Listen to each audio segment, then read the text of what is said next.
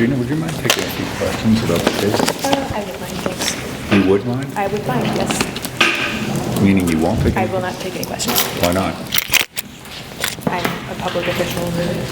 Public I officials don't- don't take questions from the I- press? You're not seeing anything in those newsletters talking about the Dr. Richard Strauss sexual assaults and rape cases going on. Okay. The point isn't the content of the newsletters. The point is that the whole purpose of these newsletter programs is to propagandize people. I'm standing outside of the entrance to the 10th District Court of Appeals, where there was just a case, Alex Schaffer, who you've seen me interview before, versus Ohio State University, that tied back to my Supreme Court's case, which is Hicks versus Union Township, that has to do with newsletter distribution lists. I recorded the case. They were treated me super courteously here at the court to be able to record. And I was just kind of sitting there thinking of what I was hearing and just shocked at how government bodies like Ohio State University, in this example, a public office, try to hide things from people, try to hide things from taxpayers. So you'll hear in these arguments a variety of things said about what the decision was based on, what it should be based on Ohio State University's perspective. I was kind of shocked at the misrepresentations. First off, Union Township has 56,000 people. I don't know where she made it sound like some dink township. Regina, the attorney for Ohio State, made it sound like some dink township. It is not. She talked about my case involving a newsletter of essential government services. No, it's the same difference. Here's what we as taxpayers and citizens need to be worried about with these public offices and newsletters. The purpose of newsletters, whether it's a dink township, whether it is a big township, whether it is a city, whether it is a university, is to propagandize people. It is to get them to have a certain perception of that organization. In the old days, we had much more prevalence of a press function at different levels that would provide criticism. What has happened now is essentially a lot of these government bodies have become the source of this information through newsletters and communications that they are producing. So it was mentioned that Ohio State has 27 different newsletters. Don't you think that's being targeted?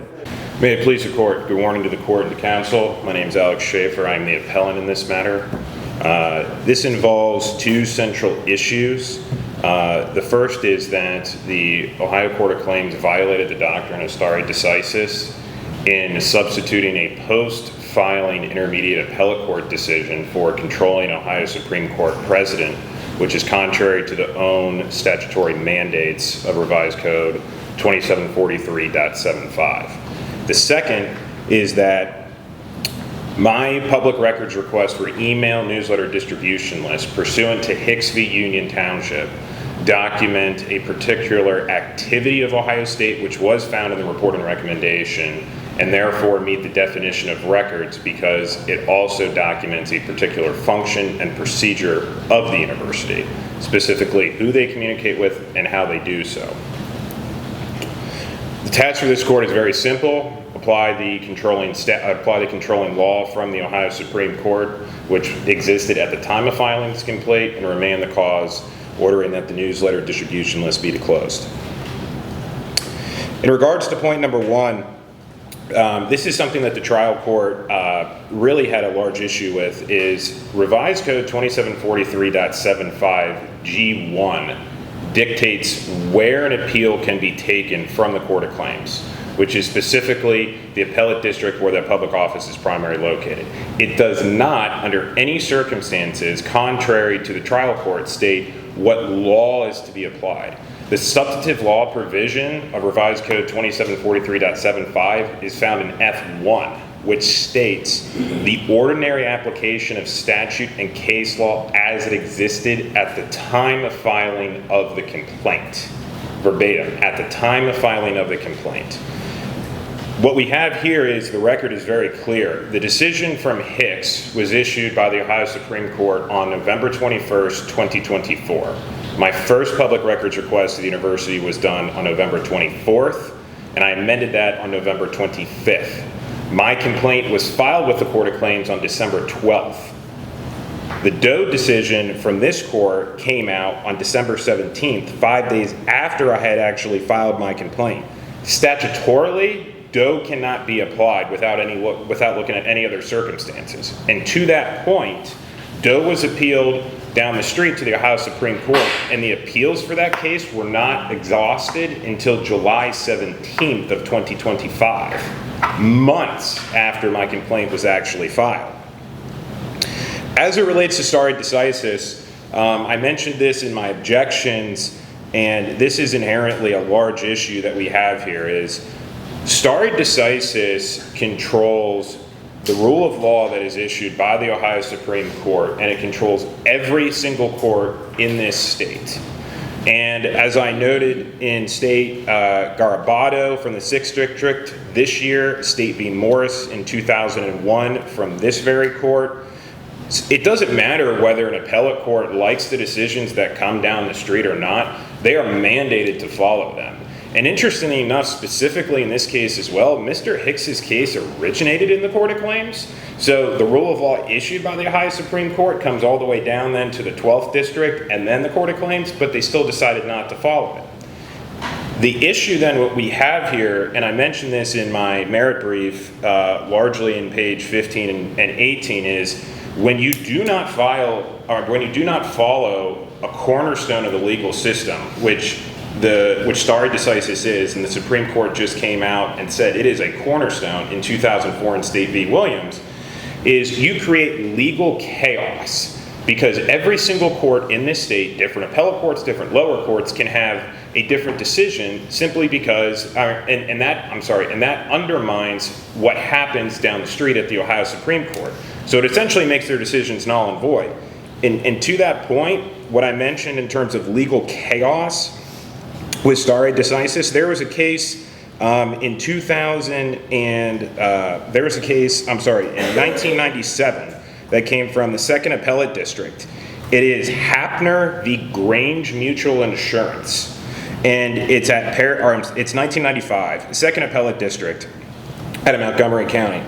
And in there, it explicitly states that when you violate stare decisis, it creates, quote, anarchy in the judicial branch of Ohio because the Ohio Supreme Court in Ohio is supreme. So I think that's very telling on the issue that we have here is the trial court said this decision doesn't square with Hicks. We don't know how to not unsquare it with Hicks, but we're just going to do the easiest thing and apply a decision from where the appeal can be taken, even though Doe was on a different subject matter, it dealt with a different law proposition. And specifically, as we have here, the trial court acknowledged my request was for email newsletter distribution list of a public office. And in the report and recommendation, page 1, it explicitly states that it documents the activities of OSU's athletic department. Then to show the court how much this actually violated stare decisis and how parallel this is to Hicks, page 6 of the report and recommendation states that the email newsletter distribution list in question document who and how OSU communicates with a public office, okay? Who and how. Then in the syllabus of Hicks at paragraph 17, the Ohio Supreme Court said the email newsletter distribution list of a public office are public record because they reveal a particular function and procedure of the public office, specifically how and to whom the public office communicates with. Again, for me, in the report and recommendation, who and how, in the syllabus of the Hicks, it was how and to whom. It's directly parallel, it's directly reconciled with Hicks, it directly follows the rule of law, but yet the Ohio Court of Claims decided they weren't going to follow Hicks. Specifically then, in regards to point number 2 for the assignments of error, what we have here is in paragraph 17 of Hicks is, like I mentioned before, a rule of law. And the rule of law with Hicks was taken up on a discretionary jurisdictional appeal. And that was explicitly in paragraph 11 of Hicks. Paragraph 11 in Hicks specifically states that the discretionary appeal dealt with email and physical mail distribution list of public offices or public records because they document a particular activity of the public office. And then again, as I mentioned, in paragraph 17 of Hicks, Hicks explicitly notes that it documents a particular function and procedure of the public office. As it relates to the factual circumstances here, the factual circumstances are exactly the same. In Hicks, it's a public website operated by a public office where users can go and they can voluntarily subscribe to newsletters that these users are interested in. These aren't mandated residents of the township. There isn't any screening process done. And to that point, in the oral arguments, in the video of the oral arguments, Mr. Conover, who is the respondent for Union Township in that case, acknowledged, quite funny actually, that Thomas Jefferson could be on these lists. They don't scrub these lists. Anybody can subscribe to these lists, which actually parallels the argument that OSU made, is that anyone can be on their list too. So the factual circumstances are the same because, as I showed in the screenshots, OSU operates the public website. The interested users supply their name and their email, and they subscribe to what newsletters they actually want to receive information on. I even went a step further than Hicks did, and I sent a copy, or I supplied a copy of the privacy policy. I believe that's Exhibit F. And it explicitly goes through and states how OSU uses that information, how they disseminate that information to their partners, how they take the information, and how they try and issue more targeted content to the subscribers on that list. So with that being said, you have a direct parallel to Hicks, and the Court of Claims decided they just weren't going to apply the decision for whatever reason. Doe's subject matter is factually completely separate, and there's no evidence within the record that Doe applies here based on even the Ohio Attorney General's own argument. And I submitted this yesterday in a request to take judicial notice. In the Ohio Sunshine Manual, page 12 overall of the PDF, chapter 1, the Ohio Attorney General's office states that the Doe decision is limited to season ticket holders of an athletic department for a university. Whereas and that's referencing footnote 24 of the Sunshine Manual. On the exact same page of that Sunshine Manual, they have a reference to Hicks, and they state a public office's email newsletter distribution list are public record. It's not limited to a township. It's not limited to another type of political subdivision. They explicitly hold in their guidance that it applies to a public office's newsletter distribution list. And I think to that point, the respondents have never addressed this, even though it was supplied. I requested the email newsletter distribution list of the Ohio Attorney General's office, and they turned them over in regards to a public records request. And that was presented, I believe it was Exhibit H, I believe that was, in my court filings. So what we have here is, I believe we have an Attorney General's office that is sitting here and saying Hicks applies to all public offices, and it applies to specifically email newsletter distribution list and physical mail distribution list, but that's not a question here, regardless of where the public office is actually located. Because if we let this decision stand, like was mentioned in Hafner v. Grange Mutual Insurance and other cases citing stare decisis, this then basically would allow the Ohio Attorney General no longer to disclose their email newsletter distribution list. If this court has email newsletter distribution lists, this court would no longer have to allow it to disclose them, or any other public office in Franklin County, because they could simply appeal to this court if the action was taken in the Court of Claims or Franklin County Court of Common Pleas. And then we have literally legal anarchy around the entire state where, well, Cincinnati would have to release, University of Cincinnati would have to release their records in the 1st District, but Ohio State doesn't. Or, Ohio University would have to, which I believe is maybe the 5th Appellate District, I could be wrong about that. They would have to release them, but again, the other public offices here do not. Can I ask you just something that I'm curious about? The Sure. newsletter that you see the distribution list, is that newsletter just posted on a website, or is the newsletter only sent out to the distribution list? I mean, like, could I go to a website and see this newsletter, or is it only something that's sent out to the people that signed up on the website? Thank you. I appreciate the question, Your Honor. And I think you're kind of examining two different things.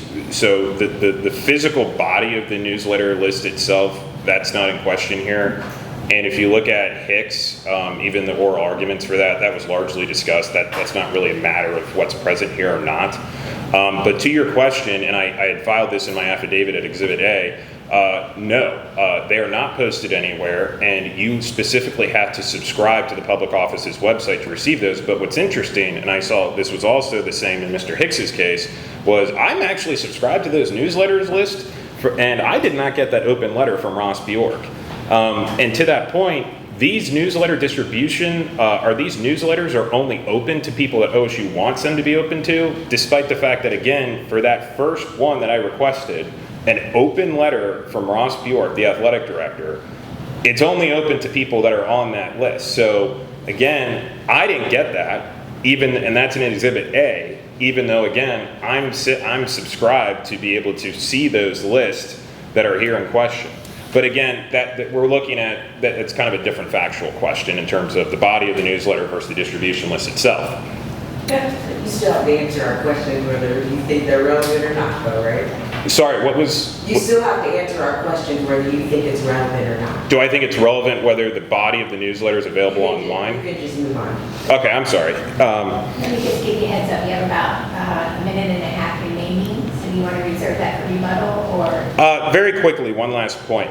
The final point here is that the Court of Claims mandated this unilateral demand that the newsletter distribution list in question reveal quote unquote a broader activity of the public office, and that was in page 6 of the reporting recommendation. That was explicitly left out of the judgment entry by Judge Sadler, because again, that is the same argument that was made by Union Township in the Hicks case by saying that these lists are a convenience. And actually in OSU's own merit brief, they said that these lists are a convenience, but the Ohio Supreme Court rejected that decision. So again, the records here in question are public records as ruled in Hicks and based on the statute and case law existed at the time of the complaint. With that, I'll rest the rest of my time for rebuttal. Thank you. Thank you. And I'll give you 2 minutes on rebuttal, I'll afford a little additional time. Thank you.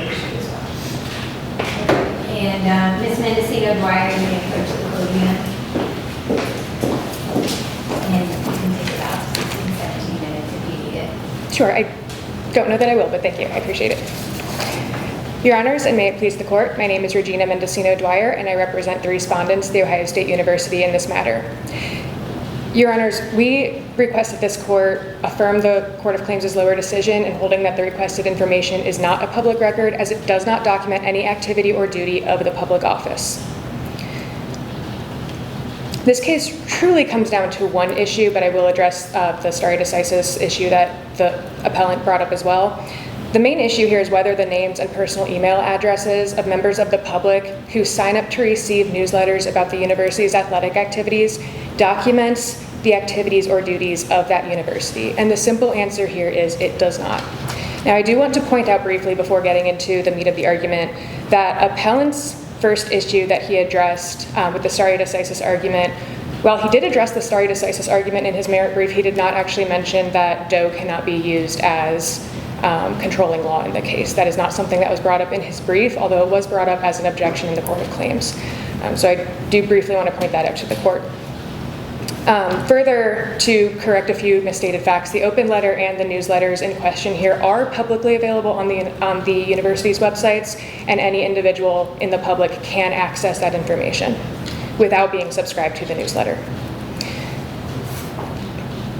So these newsletters, Yes. what are the contents of these newsletters exactly? Because I think, one of the important things that the court pointed out in Hicks was that the contents of the newsletter being distributed to the people on the email list was that it was providing them information on the essential services that the township and community provides. Yes. And seemingly, this case seems to land on that these newsletters are not providing information related to the essential duties. So what do they do? Absolutely, Your Honor. And I'm very glad you asked that question, actually, because these newsletters are quarterly updates about all of the athletic activities that the university had partaken in that particular quarter. So it's updates on essentially every team that is participating in athletic activity. So the quarterly update on, just as an example, the lacrosse team, participated in these events this quarter. The wrestling team participated in these events. Obviously, the football team is most likely mentioned in, I would assume, most, if not all of those newsletters. But they are quarterly updates. None of that information is not publicly available, or I'll try to say that without using a double negative, sorry. All of that information is publicly available on the university's website. So you can sorry, go ahead. So is the information, is the information then looking backwards and it's informing on past events? Is there any information that's like related to events that are upcoming that people who are not subscribed to these newsletters wouldn't be able to access? They generally are quarterly reviews of what happened in the past quarter. That's not to say that it's impossible that forthcoming information or information about prospective events might also be contained in there. But again, the content of these newsletters and the newsletters themselves are publicly available on the website themselves. The individuals signing up to receive these, which again, to contrast this with Hicks, where Hicks is, as you said, communicating with its constituents about vital services that are being provided to those constituents. While anyone can sign up for that newsletter, it's important to note just the difference in newsletter availability that we're talking about here. In 2020, the census counted the Union Township entire population, as about 12,500 individuals. That's the entire population, and while yes, more than that may have been signed up for the newsletter, the OSU newsletters that we're talking about here have nearly 1 million subscribers. These are not students, while students can be signed up for it, this is not contained simply to students and employees and faculty members and, for lack of a better word, constituents of the university. These are people anywhere in the world following an internationally recognized athletics office. Again, this isn't the university's duty to communicate with these fans. They are choosing to communicate with these sports fans. You can't really consider communicating with sports fans the same level of duty as communicating with your constituents about vital services such as snow removal and trash pickup. Again, there are nearly 1 million individuals contained on this list. And these lists are not curated by the university, they're just members of the general public. And random members of the public signing up to receive athletics updates does not shed light on how the university carries out its duties or other activities. In fact, most colleges do not have, or I should say many colleges do not have similar athletics updates that go out, and some colleges do not have athletics at all. So this addressing of sending these updates to individuals who choose to receive that information cannot be considered on the same level as Hicks, where it is a very vital duty of the court. In fact, the court did refer to that information as being central in connecting the township with its constituents, and the court further deemed that to be a vital duty of the township. That duty simply does not exist here.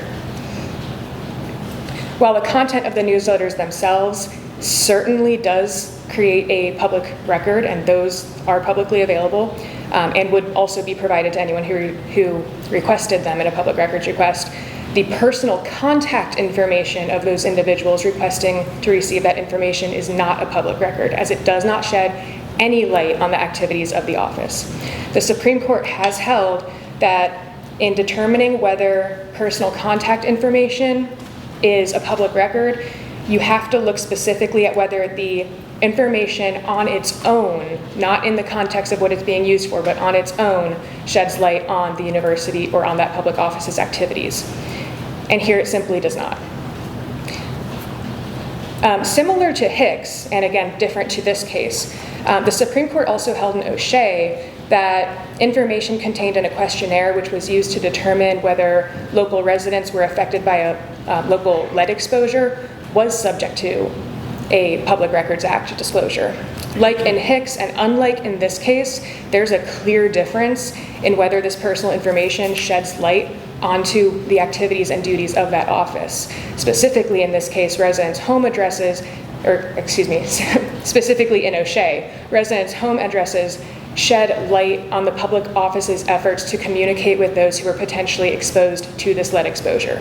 It does not take a stretch of imagination to see how this personal contact information, like in Hicks, does document the activities and functions of the office. However, you cannot say the same regarding an internationally recognized athletics entity communicating with fans of its sports teams. Further, there's no lack of jurisprudence determining when contact information is not a record, and it really cannot be stated clearly enough that Hicks does not extend to every instance that includes personal contact information on a listserv or a newsletter distribution list. Like all public records cases, whether information constitutes a public record comes down to that particular document's contents and the facts surrounding that case.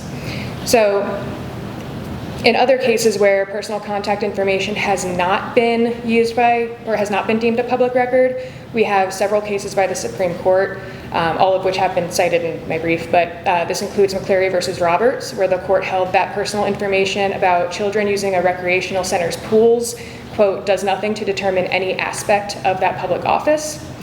Beacon Journal Publishing Company, in that case, court determined that jurors' names and mailing addresses did, quote, little to ensure the accountability of government or shed light onto how the trial court's did little to shed light on the trial court's performance of its statutory duties. And Dispatch Printing Company versus Johnson further held that it's the duty of the requester to demonstrate how home mailing addresses are kept as anything more than a matter of administrative convenience. Simply put, requester here has not met that burden to prove why this is anything other than administrative convenience. Maintaining a list of nearly 1 million individuals who want to receive updates regarding the university's various athletic activities is the very definition of administrative convenience, especially considering that that information is publicly available on the university's websites. The content of the newsletters, again, is posted on the website, and it's the content of the the email distribution list itself here that we have to look at whether it sheds light on the activities of the office, and it simply does not. Circling back to the stare decisis argument that requester seems to be particularly concerned with, there is simply no issue of stare decisis being violated here. Regardless of whether this court wants to consider Doe as controlling case law here, it has to be pointed out that Doe points to over 20 years of consistent findings in this case. And whether or not we look at Doe, all of that case law by the Supreme Court, that 20 years of precedent does still control and is still controlling law regardless of whether or not we are looking at Doe itself as a decision. While it's true that the lower court, as appellant pointed out, did find Doe and Hicks, quote, hard to square, this court clearly did not find that same issue as this court did decide Doe and did clearly find that defining line between when when personal information and contact lists can be considered to be public record. And just like in Doe, here it simply is not. For the foregoing reasons, Your Honors, the university respectfully requests that this court uphold the Court of Claims decision and find that the personal contact information contained in these mailing lists or in these distribution lists is not a public record. Thank you.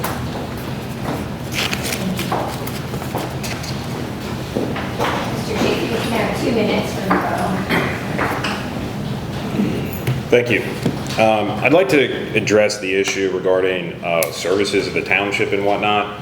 That was something that was made in the response to the amendment contrary to the motion to strike. If you look at the syllabus of Hicks, that's not in question here at all. It has the email newsletter distribution lists have nothing to do whether the township is entitled to provide services or not. It doesn't have, there's no record of how many people are on the township newsletter, and that stuff is completely irrelevant here. What's relevant is, again, the proposition of law in Hicks was at paragraph 11. That said, email and newsletter distribution lists of public offices are public records, and that's what the Ohio Supreme Court found. Also, again, to the point, these newsletters are not available publicly. There's no evidence presented that they are available publicly. They haven't said where they're available publicly at specifically. So again, that's looking at a different argument in terms of the content of the newsletter versus not. Again, then looking at Doe here and talking about, these other cases revolving Doe, Beacon Journal v. Bond was addressed in Hicks, and Dispatch v. Johnson was also addressed in Hicks, and they were rejected. They were specifically mentioned in a dissenting opinion with Judge Fisher and Judge Stewart, as I mentioned. And more specifically then, as we look at this here, I think this is something that is really just being overshadowed here, is what did Doe say? Doe said that names and emails that the names and emails for public employees was public record, assuming they're using their public email. But in this decision, to show how wrong it is, they just said, oh, you're not even getting the names, you're not even getting the emails, we're just saying they're not public records. And again, to the administrative convenience point, that was argued in Hicks. That was already decided. Administrative convenience does not exist as an exemption, but that's what the trial court mandated by saying you have to shed light into the broader activities. The final point I'll make is this, is that Hicks explicitly took a jurisdictional appeal for email and newsletter distribution list or public record. That is a separate document and item separate from the newsletter itself. The content that is in that newsletter is irrelevant. That is in the syllabus of Hicks because it said interested subscribers can go to the website. The public office maintains the website just as they do here. So contrary to OSU saying they do curate that information because subscribers go to that website. And again, they can subscribe to, I believe it's approximately 27 newsletters that the university offers. But I think one of the things the court in Hicks landed on was that the reason why it was important to know or relevant to know who the distribution list was in that particular case was because the contents of the newsletter included information related to the essential functions of the township providing services to its constituents, and to understand and be able to critique the dissemination of information and the ability of the township to notify the constituents of these essential services potentially changing, potentially, that information was in fact the reason why knowing who was receiving that information was important. Can you articulate why is it important to know who is receiving these newsletters, and how would that relate to a critique of what OSU is doing? Sure. Respectfully, I would disagree. That's what Hicks said. The syllabus of Hicks says, again, interested users can subscribe. The content of the newsletters don't dictate whether it's mandated that the township has to provide services or not. It's who is on the list, how many people, and specifically, again, who and how does a public office communicate with. And to your question then, this is a public office. This is the public office that receives taxpayer funds, that spends taxpayer funds on athletics. It spends taxpayer funds on this very program. So again, why do we have 27 newsletters? Who would subscribe to these newsletters? How many people are subscribed to each of the newsletters? Why is it that we have to have an open letter from Ross Bjork sent in a newsletter, but yet it's not available on the public office, which again, it's not. Why did I not get it? So again, the purpose behind the newsletters to disseminate information about the public office, that's what the point was in Hicks. You're explicitly disseminating information about the public office. The type of information that you're disseminating, it's still information about the activities of the public office, which is what the takeaway from Hicks is. If I answered your question. Okay. I believe. 10 seconds to wrap up. That's all the points I would like to make. So again, I would respectfully just request that this court to really look into the syllabus of Hicks in terms of what it said. And again, this content within the newsletter is not relevant. It's the rule of law is about the distribution list itself are public records. Thank you. Thank you very much, Mr. Schaffer and Ms. Mendocino Dwyer, for both your written and your oral arguments. We'll take this matter under advisement. So I was a little surprised. I think it was Judge Boggs that kept Julie Boggs, that kept asking about the content of the newsletters. Our judiciary misses the point when they talk like that. The point isn't the content of the newsletters. The point is that the whole purpose of these newsletter programs is to propagandize people and make them have a positive impression of the public office. And so, as I pointed out, the public office is never going to allow criticism of itself in its own newsletters. It's not an independent device or independent vehicle. So who they are sending it to is important. I was also surprised to hear discussion by judges about, is it online? Well, there's a big difference. There's lots of stuff online. There's another difference between it comes to me in my text or my mailbox. There's a reason why people use targeting and texting, targeting and email, targeting to your mailbox. They can, how many politicians do you know that put their mailers online, and that's all that matters? They don't bother to mail them to your mailbox. The act of proactively getting it to certain people in certain markets, certain individuals, certain demographics is part of the propagandizing. Regina, would you mind taking a few questions about the case? I would mind, thanks. You would mind? I would mind, yes. Meaning you won't take I any? will not take any questions. Why not? I'm a public official. Public I officials don't take questions from the press? I will not speak on behalf of the press. Okay, so Thank you. Bye. You should ask her what services the township committed to provide you with. You're welcome to contact Colonel Communications. no, I'd like to talk to a lawyer that's running away.